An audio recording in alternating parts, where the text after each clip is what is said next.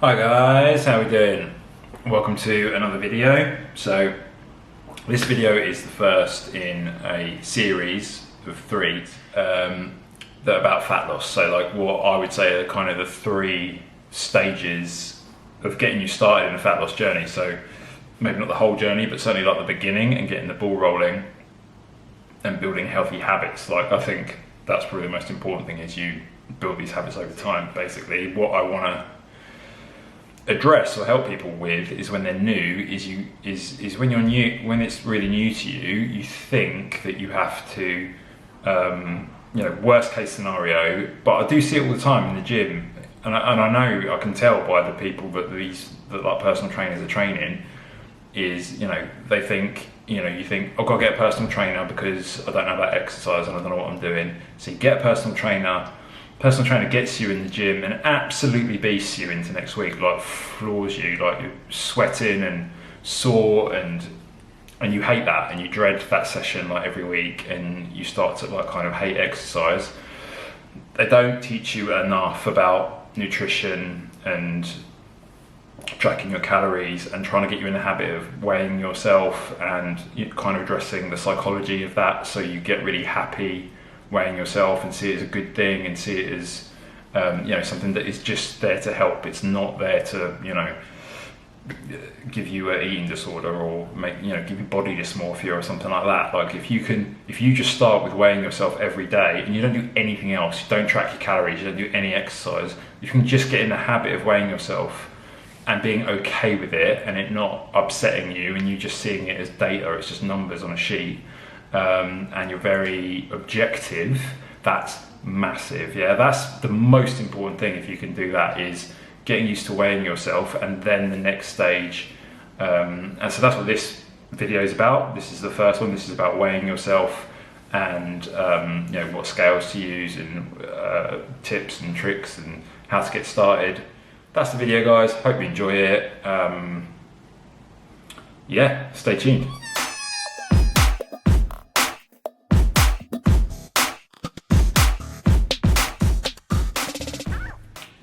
Okay, welcome back, guys. So let's dive right into it. So the first thing to do if you want to start losing weight, right, is chill out. That's the first thing. Relax, okay? Do not go out and get a PT, get new running shoes, running kit, start pounding the pavement, sweating, and just pushing, like killing yourself, and only eating veg, none of the tasty stuff you like, and leading a lifestyle that you just you absolutely hate, and the only reason you're doing it is to lose the weight, and just making yourself unhappy. Basically what you need to do is very slowly, right, build some habits, build some creative habit, not creative habits, just build some habits that will slowly, just fuse into your life and just become part of who you are. And what, I don't think many PTs or like people say, oh, I'm not a PT, this is just me sharing my experience. What I think a lot of people, don't say is it's actually a lot easier than people think to lose weight. I think a lot of people think that you need to have this image where you have to be in the gym, killing yourself, sweating, and eating nothing. It's not that, right? The only thing, and I'm going to repeat this in all three of these videos and probably over and over again till you're sick of it, the only thing you need to do, right, regardless of what everyone else says, was about different diets and hormones and all that stuff. Now that is a factor, but it is nowhere near as much of a factor as this one point. The only thing you need to do to lose weight is create a calorie deficit, okay? That is it. Whether that calorie deficit is 200 calories, 300 calories, 500 calories. First thing you need to do, as well as start weighing yourself, is work out your Tdee, and that is your total daily energy expenditure. How you do this is just type that in, Tdee, total daily energy expenditure. There's loads of calculators online where you put in a load of information kind of like what a calorie tracking app does. So even though I'll put the video to my next video, part 2, about calorie tracking apps, because the calorie tracking apps will kind of they'll do this for you, but all you want to do is, I would do like a couple more online, not just do one, because they can be unreliable and they're all a bit different. And do the ones that ask you the most questions, but maybe do 2 or 3 of them, and again take an average. Okay, so whatever they spit out, whatever your TDE is, write 3 of them down, add them up, divide by 3, and that'll give you a good indication. That is, have as much data as you can and take an average. If you've got 3 readings, add them up, divide by 3. Right? If you've got 20 readings, add them up, divide by 20. The more readings you've got, and then you divide by how many you've got, that will be way more accurate, yeah? Barring some mad, wild fluctuations, but you kind of even want to incorporate them, or you could even like take the mad, wild fluctuations out. Like if you weigh yourself after you've been for like a long run, you'll get a weird, like insane reading, just like if you've had a huge 3-course meal with dessert and everything like that, and you've drank quite a lot, you'll come back, weigh yourself, you'll get an insane measurement, yeah? So if you did it, and that's how people go crazy, right? So you've got to firstly be psychologically prepared that will happen. You'll have these like peaks and troughs. It'll go like that, and then it'll go like that, and then it'll go like that. So it's really important that you take averages, yeah? Averages are critical. So once you've got your TDE is basically the energy you use on a daily basis to kind of just do very little, just to kind of get through your day. So that's with like no exercise. Your TDE is basically the calories your body needs to for you to survive, yeah? To walk around, to pump blood around your heart. Like an average guy will burn, this is the low end, I would say, like 2,000 calories, just not really doing much, okay? And a woman is probably less, like maybe 1,500, and that massively varies, okay? I'm saying that's very, very average, guys. That's one set of data that you need. So you need that number, you need your TDE, and then the next fundamental thing you need is to start weighing yourself. It's going to be very difficult for you to lose weight, in the best kind of way, without your TDE, without knowing how many calories you burn by like kind of doing nothing, because that is how you calculate the deficit. So that all goes back to your deficit, right? So say your TDE, and this is what people don't tell you, right? You think losing weight is like really hard and you have to do tons of exercise. But if you know your TDE, right? So say it's 2,500 calories, right? You need to eat those 2,500 calories to survive. So say you had a tiny, small amount of body fat, right? You're down to 6% body fat or something like that, like scarcity of food or something like that. So your body doesn't have another source of fuel really, right? I mean, 6% body fat, you've hardly got anything there. You're very close to like dying because your body's only then got food, that's it. So we're taking body fat completely out of the equation. So you're extremely lean, you've only got lean body mass, you've only got, there's no body fat for your body to use as fuel. The only other fuel source your body can then use, because it uses glycogen and stuff, and then glycogen in the liver and glycogen in the muscles, and eventually, what your body will start doing in absolute starvation mode, or even before starvation mode, is like start using protein. So your muscles, it will start breaking down your muscles, it will start taking it from your bones, just like, if it needs minerals, if it needs calcium and you're not giving it any, it will take it out your bones, okay? So basically, if say you're a very lean person, doesn't have any body fat, so your body, and then your TDE is 2,500, you need to eat 2,500 calories for your body to function. If you eat less than that, then your body will start eating itself, it will start to degrade, you will feel like crap, and like eventually you will die, okay? But if you eat that 2,500 and that's your TDE, you'll survive. If you eat more than that 2,500, you will start to put on weight, you'll start to put on body fat, okay? So, but say so that logic, then, so the next step is that if you're overweight, if you've got an excess of weight, then but your body's got, your body needs that 2,500. Your body will always burn 2,500 calories every single day just to function. So, and then the term that to become familiar with, as well as surplus is when you eat over those calories, deficit is when you eat under, is maintenance. So if you ate at maintenance every day, which is again the 2,500 calories, if that's roughly your maintenance, then if you're overweight, you'll stay overweight. Okay, so if you want to be 12 stone and you're 13 stone and you eat 2,500 calories a day, 2,500 calories is your maintenance, then nothing will change. You won't lose a pound, you won't gain a pound, you'll stay at that weight, you'll just cruise. Okay. If you eat a surplus, obviously, you will then start putting on weight. So maybe, and then obviously the reverse is true. So all you've got to do to lose weight, and this is with no exercise, guys. You don't have to use it. You don't have to use exercise. All you have to do is eat if you wanted to, right? If you know your Tdee and you get used to what your Tdee is, and you're weighing yourself every day, and you figured out that your Tdee is exactly 2,500 calories. And you weigh yourself every day for a month and you eat pretty much 2,000 calories every day, and yeah, your weight, doesn't go up, but it also doesn't go down.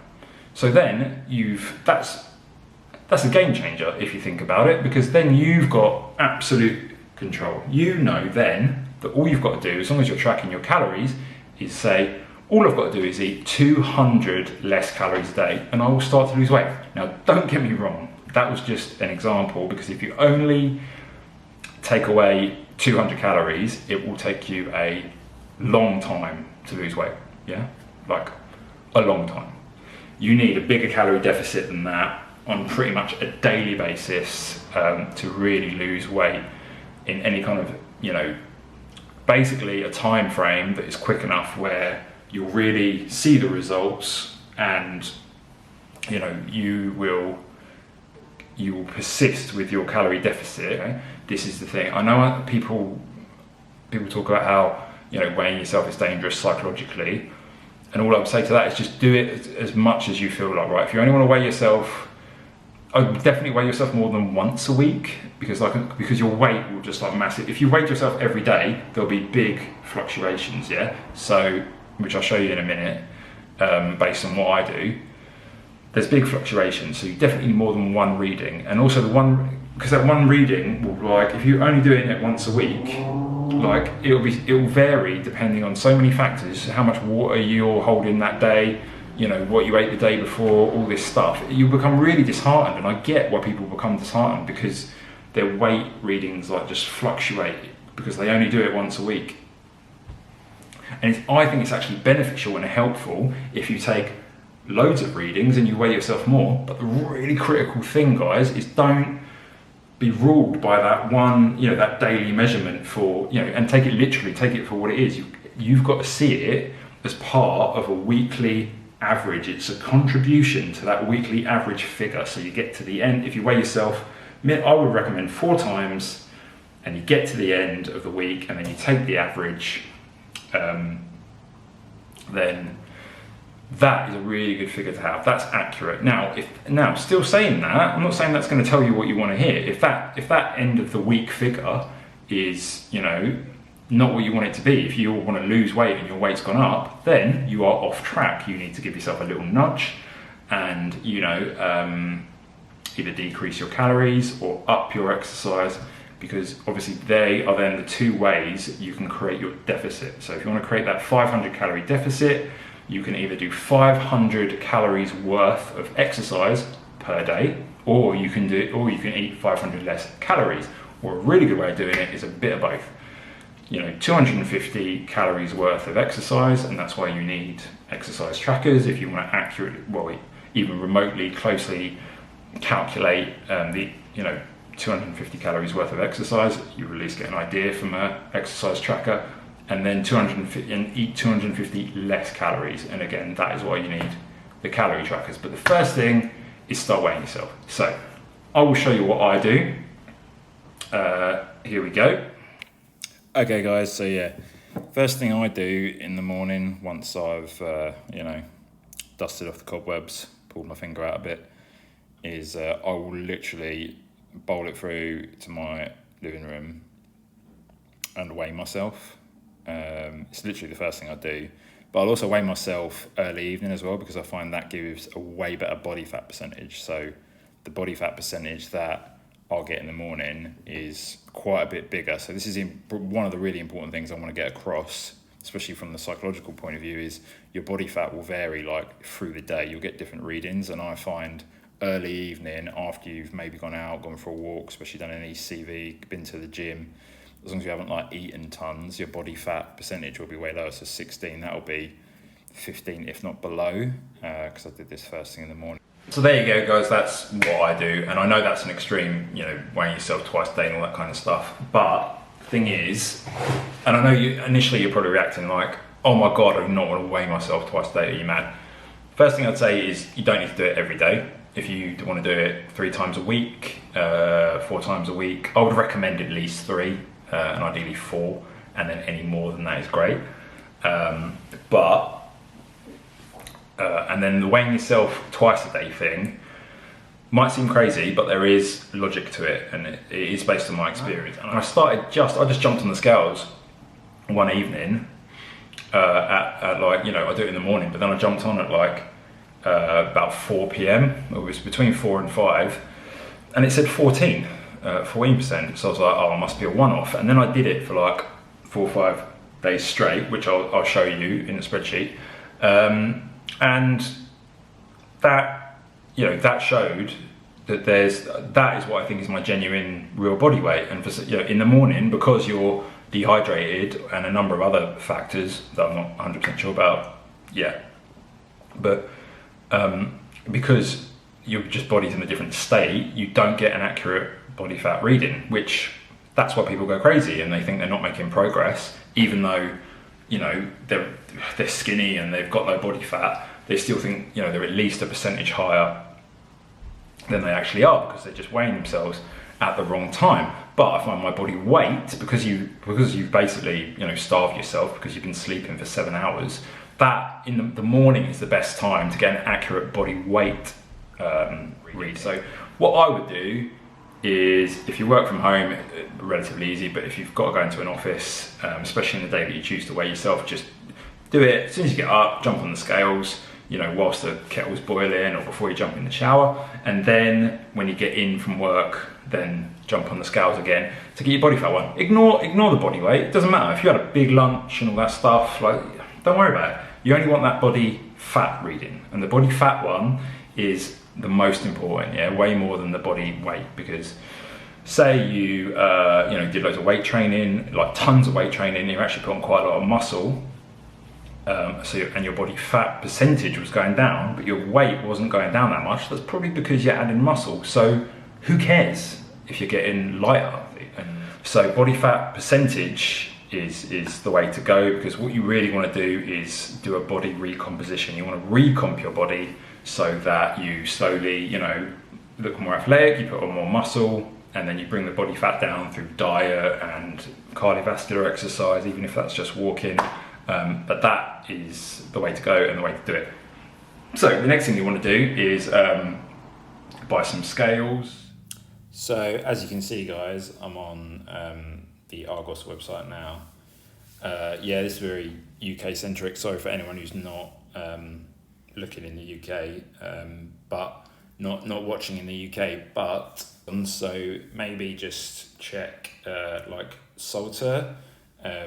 They tend to do like really reasonably priced ones. So these are £20.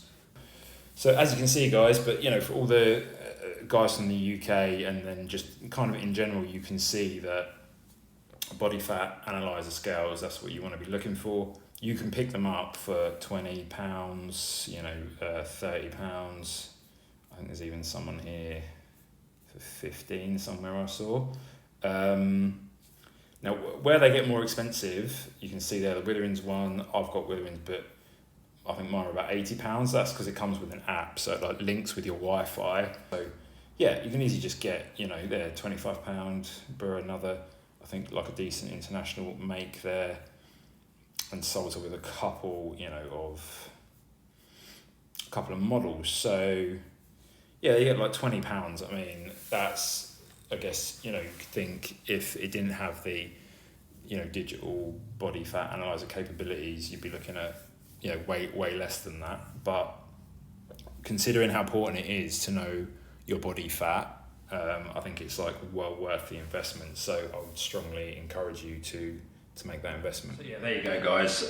Some examples of how it is super cheap to just pick up some body fat analyzer scales, and all you would need to do is, what I would do if I just had scales where the body fat just came up on that screen, then just tap a pic of it, or you just scribble it down in your phone quickly what your weight and your body fat was, and then bang it into a note on your phone, or even if you have a handwritten notepad, like whatever pills you've been on or whatever flicks you switch, whatever's easier.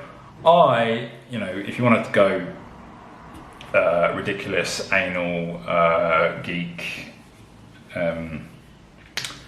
OCD level, you can put it into a spreadsheet, and I think this is actually the best idea because you can use formulas and it just automates it all for you. So you literally open up your laptop, bang it in, and it automatically calculates your average as you're entering that every day. So I will show you what I do and how I do that now.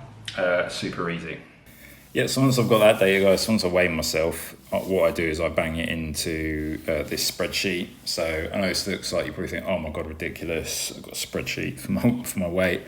And I realise it seems extreme, but there is a really good specific reason to do it, and why I'd encourage you to do it. You can do it any way you want. Just bang it in a notepad, or just make notes on your phone. But it's to get an average, right? Average is really important. So all I've got, as you can see, is the week along the top, and then that's 12 stone 3, 12 stone 2. You can see how much my weight's fluctuated, but it's all 12 stone, and then same body fat, that's my whole body fat percentage. And then that column at the end is just an average of that row, yeah? So all of them added up and then divided by 7. So as you can see from that formula, so I'll show you how to do that. You just go up to this little arrow there, that little squiggly wrong way round E thing. So normally if you just press sum, it would add up that row, but we just want the average. So yeah, you just go down, average, it will do that automatically, you don't have to type anything in. It will try and add up the columns above, but all you do is just put it over the columns that you need, and then it will work out your average. So it does it all automatically. All I have to do is bang that in the morning, super easy, super quick. But the important thing is that, it gives you an average. You need to weigh yourself to get the good and an accurate real body fat percentage actually later in the day. And I think that's down to dehydration and a number of other factors. And then I just have a chart here, which is the weeks, the week numbers, and the month going down to December. And then all I put in, the only number I then care about is the average, because it doesn't matter about the fluctuations. I don't let them upset me. They're just markers, right? They just, imagine you're swerving off the path a little bit, and those daily figures just give you a little nudge, make sure you're going in the right direction, and then that average is the one you want to see, because that is what will give you the real numbers over time. And then you can see how long it's taken me to get down, 17.5% body fat down to 15. It's taken from from the last, that shouldn't say 1, that should be 4, the last week of August, all the way to now, well into October. I've only gone from 17 to 15%. This is how long it takes, guys. It's really incremental, it's really slow, it takes months and months, especially when you're getting down to it's 17 or 15. But if you're a much higher body fat, that will come down a lot quicker. You'll see much more rapid progress. There you go, guys. So I hope you kind of gained from that clip. So that's what I do. Super easy spreadsheet that is bang the information in, and it's just a little nudge. It's just a little, you're veering off course, and it gives you a little nudge back on the road. Veering off course, give you a little nudge, and it's not just the way in. You're tracking. If you look at your calorie tracking, and you've eaten a few too many calories, all you've done is really come off course a little bit. So you just course correct. That's all you do. You're drifting off and you course correct. It's just data to give you a little nudge here, a little nudge there. And find a way, like gamify it, you know, just gamify it. Just give yourself little targets, and you know, give yourself a calorie limit and make sure you hit it, and then, you know, do things like allow yourself a few more calories at the weekends, so you can have a treat and stuff, so you can chill out. And again, like, you can eat the food with calorie tracking. You can eat the foods you want. You should eat a healthy diet. Of course you should 100% eat a healthy diet, because otherwise you'll just feel like crap if you're eating minimal calories and you're not eating healthy food. You should eat healthy food, but I would incorporate, however, like if it's 1500 calories, make sure every day there's 200 calories in there, 300 calories, to have a couple of biscuits, to have a little like cheeky chocolate bar kind of thing, or like half a chocolate bar. Like 100% do that. You can still treat yourself.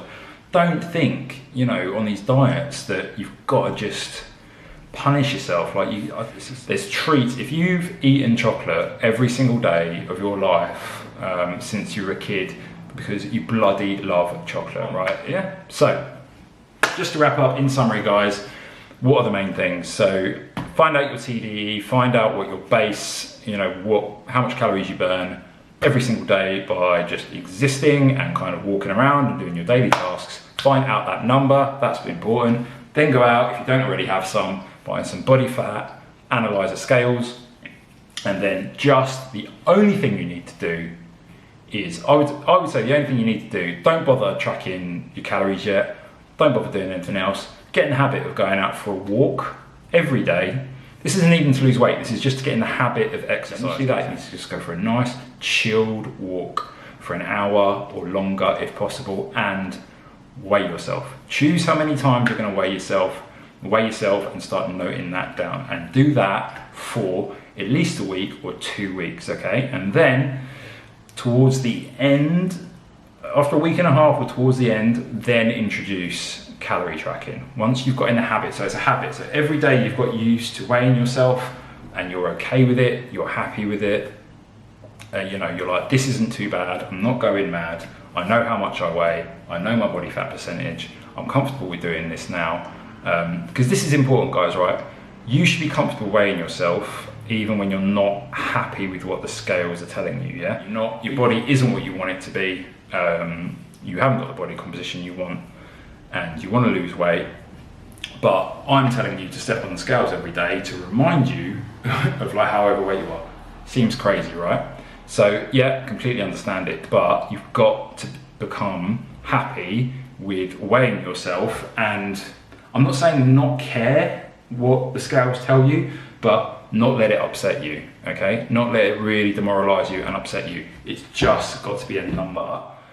What is important is creating these habits, because what people do, the big problem is you do way too much at once, okay? So what will happen is maybe you go to someone else and they say, yeah, they might tell you the same stuff I'm telling you to do, which is weigh yourself, track, and do exercise. And then all of a sudden, like almost overnight, you've gone from not doing any of this stuff, these habits that you don't have, that can be super stressful, super difficult, big change, especially if you've got a full-time job, especially if you've got kids, right? And all of a sudden you've got the pressure of, have to remember to weigh myself on Monday, Wednesday, Friday, Sunday, have to remember to track everything, and I don't know how to do it, and I'm unfamiliar with it, and it's a pain in the arse, and I don't like it. I've got to scan barcodes, and I've got to do this and put everything in my calorie tracker, and I've got to go and buy a Fitbit and start walking every day, and like tracking how many calories I burn every day through exercise, and exercising every other day. Suddenly you go from nothing and being not happy with your body and insecure about your body to, oh my God, I've got to do all this stuff and everything on top of everything I already do, on top of my endless work to-do list, on top of looking after my kids, on top of all of this stuff, I've got to then do all this other stuff, right? And that's crazy. You won't stick to it, okay? You will not stick to it if you suddenly just jump and you do everything at once, okay?